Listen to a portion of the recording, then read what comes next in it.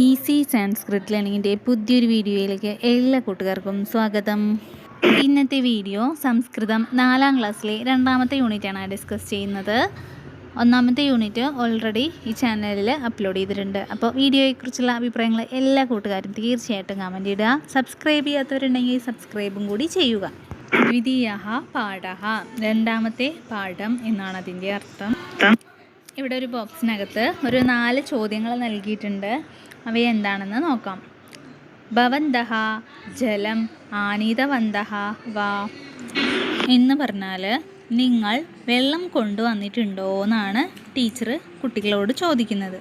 ഇനി 2ാമത്തെ ചോദ്യമാണ് ജീവനെ ജലസ്യ പ്രാധാന്യം കിം എന്ന് പറഞ്ഞാൽ ജീവിതത്തിൽ വെള്ളത്തിൻ്റെ പ്രാധാന്യം എന്താണ് എന്ന് ചോദിക്കുകയാണ്. ഇനി 3ാമത്തെ ചോദ്യം ജലേന വിന ജീവനം സാധ്യം കിം, വെള്ളമില്ലാതെ ജീവിതം സാധ്യമാണോ എന്ന് ചോദിക്കുന്നു.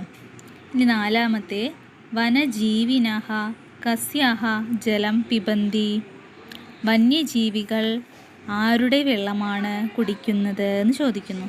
ഈ ചിത്രത്തിൽ തന്നിട്ടുള്ളത് ഒരു ക്ലാസ് മുറിയുടെ ചിത്രമാണ്. ക്ലാസ് മുറിയിൽ അധ്യാപികയും കുട്ടികളുമാണ് ഇരിക്കുന്നത്. അപ്പോൾ അധ്യാപിക വെള്ളത്തിനെ കുറിച്ചാണ് കുട്ടികളോട് ചോദ്യങ്ങൾ ചോദിക്കുന്നത്. താഴെ ഒരു ബോക്സിൽ നൽകിയിട്ടുള്ള കാര്യമാണ് നദ്യാഹ ആത്മകഥ പഠാമഹ എന്ന് പറഞ്ഞാൽ നമുക്ക് നദിയുടെ ആത്മകഥ വായിക്കാം എന്നാണ് പറയുന്നത്. അടുത്ത പേജിലായിട്ട് കുറേ ചിത്രങ്ങൾ നൽകിയിട്ടുണ്ട്. ഇവിടെ ഹെഡിങ് ആയിട്ട് എഴുതിയിട്ടുള്ള കാര്യമാണ് ജീവദായിനി. ജീവദായിനി എന്ന് പറഞ്ഞാൽ ജീവൻ നൽകുന്നവൾ എന്നാണ് അർത്ഥം. ഈ ചിത്രത്തിലേക്ക് എല്ലാവരും ഒന്ന് ശ്രദ്ധിച്ച് നോക്കിക്കേ, എന്തെല്ലാം ചിത്രങ്ങളാണ് അതിൽ തന്നിട്ടുള്ളത്. ഇതൊരു കാടുമായി ബന്ധപ്പെട്ട ചിത്രമാണ്. കാട്ടിലെ ജീവികൾ വെള്ളം കുടിക്കുന്നതിൻ്റെ ചിത്രം നൽകിയിട്ടുണ്ട്. ഇനി ബോക്സിൽ എന്താണ് എഴുതിയിട്ടുള്ളത് എന്നാണ് വായിക്കുന്നത്. അഹം നദി എന്ന് പറഞ്ഞാൽ ഞാനാണ് നദി. മമ ജനനം വികാസഃ ച കാനനെ സംഭവതി എന്ന് പറഞ്ഞാൽ എൻ്റെ ജനനവും വളർച്ചയും വനത്തിലാണ് ഉണ്ടാകുന്നത്, സംഭവിക്കുന്നത് എന്നൊക്കെ പറയാം. ഇപ്പം നമ്മൾ പറയുന്നത് ആരെക്കുറിച്ചാണെന്ന് എല്ലാവർക്കും മനസ്സിലായോ? ഈ പാഠത്തെക്കുറിച്ചൊരു ഐഡിയ കിട്ടിയില്ല എല്ലാവർക്കും? ഒരു നദിയെക്കുറിച്ചാണ്. ഞാനാണ് നദി. കാട്ടിലൂടെ ഒഴുകുന്ന ഒരു നദിയുടെ കഥയാണ് അല്ലേ? എല്ലാവർക്കും മനസ്സിലായല്ലോ. ബഹവഃ മീനാഃ ജലജീവിനഃ ച മമ നിർമ്മലേ ജലേ ജീവന്തി എന്ന് പറഞ്ഞാൽ അനേകം മത്സ്യങ്ങളും ജലജീവികളും എൻ്റെ തെളിഞ്ഞ ശുദ്ധമായ ജലത്തിലാണ് ജീവിക്കുന്നത് എന്ന് പറയുകയാണ്. നദിയെക്കുറിച്ചിട്ടുള്ള ഒരു യൂണിറ്റാണിത്. ജീവദായിനി എന്ന് പറഞ്ഞു കഴിഞ്ഞാൽ ജീവൻ നൽകുന്നവൾ എന്നാണ് അർത്ഥം. ഇതൊരു നദിയെക്കുറിച്ചുള്ള ഒരു ചെറിയൊരു പാഠമാണ് അല്ലേ? ഇനി അടുത്ത പേജിൽ അനേകേ വൃക്ഷലതാദയഃ പക്ഷിമൃഗാദയഃ മനുജാഃ ച മമ തടേ നിവസന്തി എന്ന് പറഞ്ഞാൽ അനേകം, അനേകേ എന്ന് പറഞ്ഞാൽ അനേകം, അതായത് ധാരാളം മരങ്ങളും വള്ളിച്ചെടികളും പക്ഷികളും മൃഗങ്ങളും മനുഷ്യരും എൻ്റെ തീരത്ത് താമസിക്കുന്നു എന്ന് പറയുന്നു. അനേകേ എന്ന് പറഞ്ഞാൽ ധാരാളം. വൃക്ഷലതാദയഃ എന്ന് പറഞ്ഞാൽ വൃക്ഷം പറഞ്ഞാൽ മരം, ലത എന്ന് പറഞ്ഞാൽ വള്ളിച്ചെടികൾ, അനേകം മരങ്ങളും വള്ളിച്ചെടികളും. പക്ഷി മൃഗാദയഃ എന്ന് പറഞ്ഞാൽ പക്ഷികളും മൃഗങ്ങളും. മനുജാഹ എന്നതിൻ്റെ അർത്ഥം മനുഷ്യർ. ച മമ തടേ നിവസന്തി, തടം എന്ന് പറഞ്ഞാൽ തീരം, എൻ്റെ തീരത്ത് താമസിക്കുന്നു. അടുത്ത പേജിൽ ചിത്രങ്ങൾ മാത്രമാണ് നൽകിയിട്ടുള്ളത് അല്ലേ? എന്തൊക്കെ ചിത്രങ്ങളാണ് കാണുന്നത്? ഒരു പുഴ ഒഴുകുന്നുണ്ട്, അവിടെ ധാരാളം കുട്ടികൾ കളിക്കുന്ന ചിത്രമുണ്ട്. തൊട്ടപ്പുറത്ത് കൃഷിസ്ഥലമുണ്ട്, അതിൽ കുറേ ആളുകൾ കൃഷി ചെയ്യുന്നുണ്ട്. പാടത്ത് ഞാറ് നടുന്നുണ്ട്. അങ്ങനെ കുറേ ചിത്രങ്ങൾ ഈ ചിത്രത്തിൽ ഉണ്ട് അല്ലേ? അടുത്ത പേജിൽ പാനായ, സ്നാനായ, സേചനായ, വിദ്യുതഃ ഉത്പാദനായ, യാത്രായൈ ച ജനാഃ മാം ആശ്രയന്തി അതഃ സർവേ മാം ജീവദായിനി ഇതി വദന്തി ഇനി ഇതിൻ്റെ അർത്ഥമാണ് പറയുന്നത്.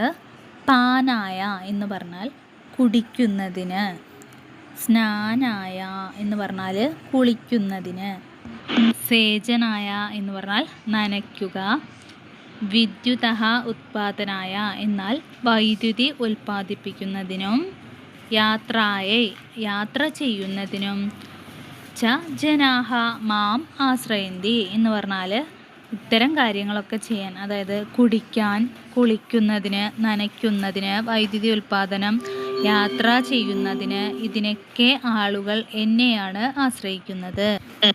അതഃ സർവേ മാം ജീവദായിനി ഇതി വദന്തി, അതിനാൽ എല്ലാവരും എന്നെ ജീവൻ നൽകുന്നവൾ, ജീവദായിനി എന്ന് വിളിക്കുന്നു എന്ന് പറയാണ്.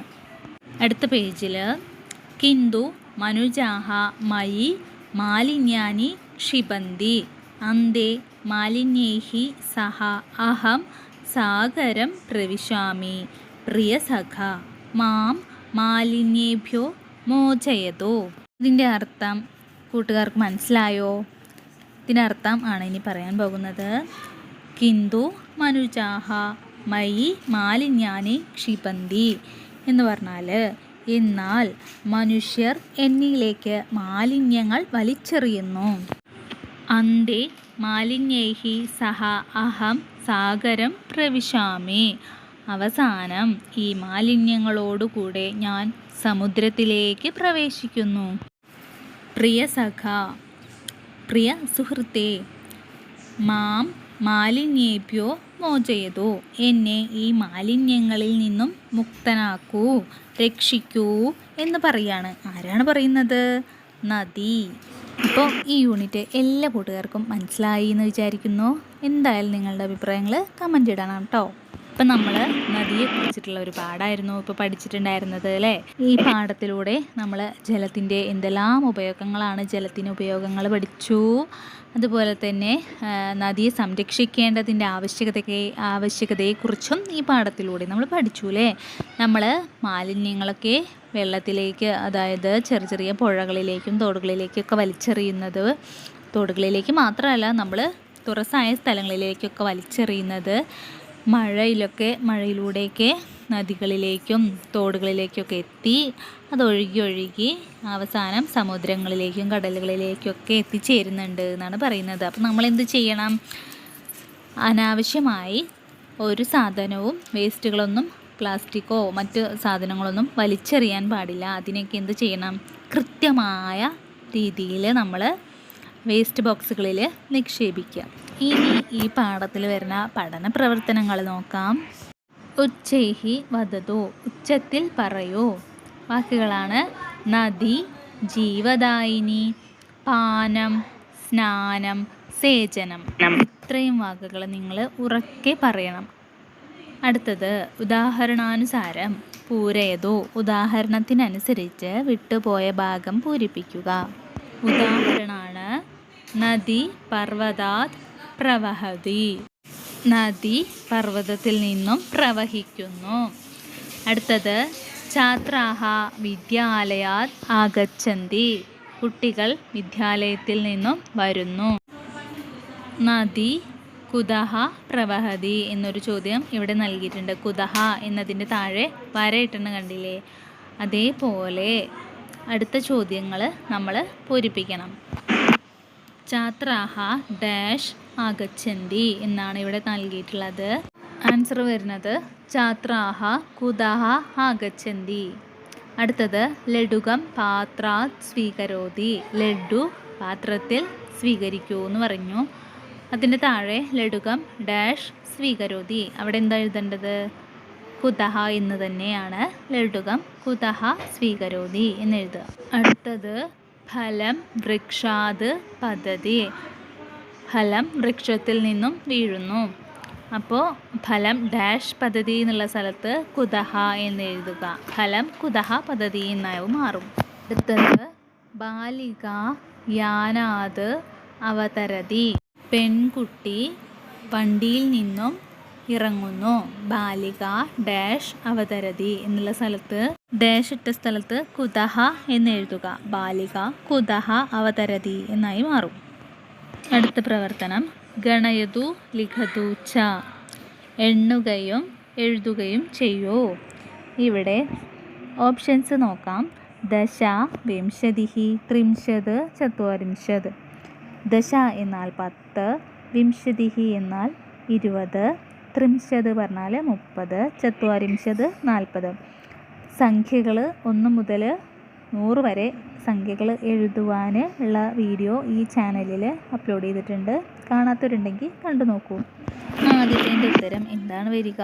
സ്റ്റാറുകളുടെ ചിത്രമാണ് നൽകിയിട്ടുള്ളത്. എത്ര സ്റ്റാറുകളുണ്ട് എന്ന് എണ്ണി നോക്കി അതിൻ്റെ സംസ്കൃത വാക്യം തൊട്ട് താഴെ എഴുതി കൊടുക്കുകയാണ് ചെയ്യേണ്ടത്. ആദ്യത്തേതിൽ സ്റ്റാറുകൾ ത്രിംശത് എന്നതാണ് എഴുതേണ്ടത്. 30 എണ്ണാണ് ഉള്ളത്. അടുത്തത് ചത്വാരിംശത്. മൂന്നാമത്തേതിൻ്റെ ആൻസറായിട്ട് ദശ. നാലാമത്തേതിൻ്റെ ആൻസറായിട്ട് വിംശതിഃ എന്നിങ്ങനെയാണ് എഴുതേണ്ടത്. അടുത്തത് ഉദാഹരണാനുസാരം ലിഖതു. ഉദാഹരണം അനുസരിച്ച് എഴുതുവാൻ പറഞ്ഞിട്ടുണ്ട്. ജീവദായിനി എന്നൊരു ഉദാഹരണം ഇവിടെ നൽകിയിട്ടുണ്ട്. പിന്നെ ഇവിടെ തൊട്ടടുത്ത് തന്നെ ഒരു ബോക്സിലായിട്ട് ജീവ, സ്നേഹ, ആനന്ദ, അന്ന, സുഖ എന്നിങ്ങനെ തന്നിട്ടുണ്ട്. അപ്പോൾ എങ്ങനെയാണ് ഉത്തരം എഴുതേണ്ടത്? ഡാഷ് ഇട്ട സ്ഥലത്ത് ഈ ബോക്സിനുള്ളിലെ ഓരോ വാക്കുകളായിട്ട് എടുത്തെഴുതുക. കൂടെ ദായിനി എന്നുകൂടി ചേർക്കുകയാണ് ചെയ്യേണ്ടതുള്ളൂ. അപ്പോൾ ആദ്യത്തേതിൽ 1 എന്നുള്ളതിൽ ജീവദായിനി എന്നുണ്ട്. 2 എന്നതിൽ സ്നേഹദായിനി എന്നാണ് എഴുതേണ്ടത്. സ്നേഹ എന്ന് എഴുതിയാൽ മതി, ദായിനി എന്നുള്ളത് അവിടെ ഉണ്ടല്ലോ. മൂന്നാമത്തേതിൽ ആനന്ദദായിനി എന്ന് എഴുതി ചേർക്കുക. നാലാമത്തേതിൽ അന്നദായിനി എന്നും അഞ്ചാമത്തേതിൽ സുഖദായിനി എന്നുമാണ് എഴുതേണ്ടത്. ഈ ബോക്സിലുള്ള ഓരോ വാക്കുകളും അതേപോലെ എടുത്തെഴുതുക. കൂടെ ഉദാഹരണത്തിൽ തന്നിട്ടുള്ള ദായിനി എന്ന രണ്ടാമത്തെ വാക്കിൽ ഡാഷ് ഇട്ടിട്ട് ദായിനി എന്ന് തന്നിട്ടുണ്ട്. ആ ദായിനി അതേപോലെ എഴുതുകയേ ചെയ്യേണ്ടതുള്ളൂ. അടുത്ത പ്രവർത്തനം ബിന്ദൂൻ യോജയിത്വ ചിത്രം പൂരയതു. ഇവിടെ ഒരു മത്സ്യത്തിൻ്റെ ചിത്രം നൽകിയിട്ടുണ്ട്. മത്സ്യത്തിന് എന്താണ് പറയുക എന്നത് കുത്തുകളിലൂടെ ഇവിടെ തന്നിട്ടുണ്ട്. കുത്തുകൾ പൂരിപ്പിക്കുക. ജഷഹ എന്നാണ് മത്സ്യത്തിന് സംസ്കൃതത്തിൽ പറയുന്നത്. അടുത്തത് വാക്യനിർമ്മാണം കരോതു. ഇവിടെ ഒരു വട്ടത്തിനുള്ളിൽ ജലേന എന്ന് തന്നിട്ടുണ്ട്. സൈഡുകളിലായിട്ട് വിദ്യുത് ഉത്പാദനം, സേചനം, സ്നാനം, ക്ഷാലനം എന്നിങ്ങനെ നൽകിയിട്ടുണ്ട്. ജലത്തിൻ്റെ ഉപയോഗങ്ങൾ എന്തൊക്കെയാണ്? ഉദാഹരണം നോക്കൂ. ജനാഹ ജലേന വിദ്യുത് ഉത്പാദനം കുർവന്തി. ജനങ്ങൾ വെള്ളം ഉപയോഗിച്ച് വൈദ്യുതി ഉൽപ്പാദിപ്പിക്കുന്നു. അതേപോലെ ബാക്കി വാക്കുകൾ ഉപയോഗിച്ച് ഇതേപോലെ എഴുതുകയാണ് ചെയ്യേണ്ടതുള്ളൂ. ജനാഹ ഡാഷ് ഇട്ട സ്ഥലത്ത് ജലേന സേചനം കുർവന്തി എന്ന് എഴുതുക. കുർവന്തി എന്നത് അവിടെ തന്നെ ഉണ്ട്. നമ്മൾ എഴുതി കൊടുക്കേണ്ടത് ജലേന സേചനം. അടുത്തത് ജനാഹ ജലേന ക്ഷാലനം കുർവന്തി. അടുത്ത ഉത്തരം ജനാഹ ജലേന സ്നാനം കുർവന്തി. ഇതിൻ്റെ ആൻസറുകൾ സ്ക്രീനിൽ നൽകിയിട്ടുണ്ട്. അടുത്ത പ്രവർത്തനം ബിന്ദൂൻ യോജയിത്വ ലിഖതു അക്ഷരം വർണ്ണേഹി ലേഖയതു. ഇവിടെ തന്നിട്ടുള്ള അക്ഷരം ഛ എന്ന അക്ഷരമാണ്. കുത്തുകളിലൂടെ യോജിപ്പിക്കുകയും ബോക്സിനുള്ളിൽ നൽകിയിട്ടുള്ള ഛ എന്ന അക്ഷരത്തിന് നിറം നൽകുകയും ചെയ്താൽ മതി. അക്ഷരം ലിഖതു എന്നതാണ് അടുത്ത പ്രവർത്തനം. ഛ എന്ന അക്ഷരം കുത്തുകളിലൂടെ യോജിപ്പിക്കുക. അതേപോലെ തന്നിട്ടുള്ള അക്ഷരങ്ങളൊക്കെ കുത്തുകളിലൂടെ യോജിപ്പിക്കുകയും തൊട്ട് താഴെയുള്ള വരികളിൽ അതേപോലെ തന്നെ എഴുതുകയും ചെയ്യുക. ഛ, ഛ, ഛി, ഛി, ചു, ചു, ചൃ ഇത്രയും അക്ഷരങ്ങളാണ് തന്നിട്ടുള്ളത്. അടുത്തത് കാർഷിക വൃത്യ അസ്മഭ്യം കിം കിം ലഭന്തേ. വൃക്ഷരോപണസ്യ പ്രയോജനം കിം ചർച്ചാം കുറുവന്തോ. എന്ന് വെച്ചാൽ കൃഷിയിലൂടെ നമുക്ക് എന്തൊക്കെയാണ് ലഭിക്കുന്നത്, മരങ്ങൾ നട്ടുപിടിപ്പിക്കേണ്ടുന്നതിൻ്റെ പ്രാധാന്യം എന്താണ് തുടങ്ങിയവയൊക്കെ ക്ലാസ് റൂമിൽ ചർച്ച ചെയ്യുവാനാണ് പറഞ്ഞിട്ടുള്ളത്. അടുത്തത് ജലസ്യ ഉപയോഗാൻ ഉക്ത്വ വീഡിയോ ദ്വാര അധ്യാപികായെ പ്രേഷയതു എന്ന് പറഞ്ഞാൽ ജലത്തിൻ്റെ ഉപയോഗത്തെക്കുറിച്ചുള്ള ഒരു വീഡിയോ അധ്യാപികയ്ക്ക് അയച്ചു കൊടുക്കുക. പിന്നെ ഇവിടെ ശബ്ദകോശഃ എന്ന് പറഞ്ഞ വാക്കുകളുടെ അർത്ഥങ്ങൾ നൽകിയിട്ടുണ്ട്. അറിയാത്ത വാക്കുകളുടെ അർത്ഥമൊക്കെ ഇതിൽ നോക്കാം. തടഹ എന്ന് പറഞ്ഞാൽ തീരം, കഥയന്തി പറയുന്നു, പ്രവിശാമി പ്രവേശിക്കുന്നു, മോചയതു മോചിപ്പിക്കൂ, കാനനം കാട്, മീനഃ മത്സ്യം, സാഗരം കടൽ, സഖ സുഹൃത്ത്, നിർമ്മലഃ ശുദ്ധമായ.